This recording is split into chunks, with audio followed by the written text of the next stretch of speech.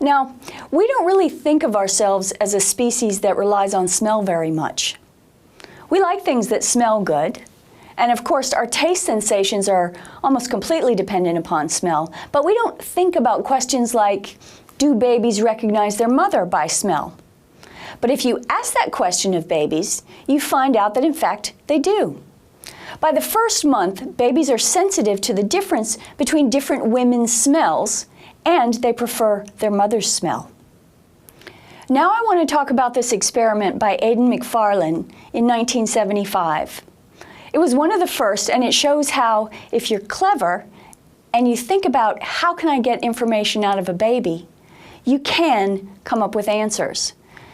Can't ask him questions, can't give a baby a questionnaire, can't give him instructions. So how do we set up an environment for babies to tell us what they know?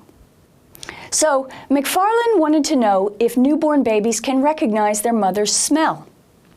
He had mothers bring their babies into the lab. He put the baby down on the table and then asked the mother for a breast pad out of her bra, which nursing mothers use to catch the extra milk. It smells just like her. They put that on one side of the baby's head, and then another breast pad from another lady, pre-prepared, was put on the other side of the baby's head. And then that's your experiment.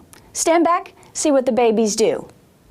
And what they did was consistently turn their head in the direction of their mother's breast pad. Now, of course, you want to make sure that you're not just accidentally measuring what direction do babies like to turn their head.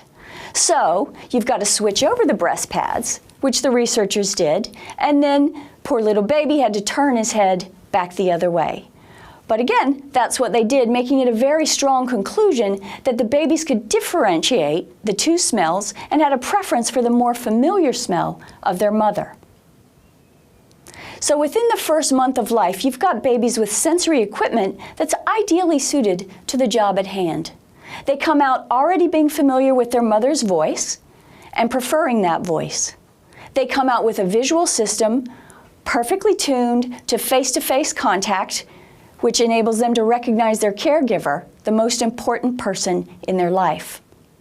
And within the first month, they recognize her smell, and they thrive when they're close to her in skin-to-skin contact. If you take it as a whole, nature certainly prepares babies for the environment that they're going to be born into and gives them the tools they need to thrive even with their limited capacities.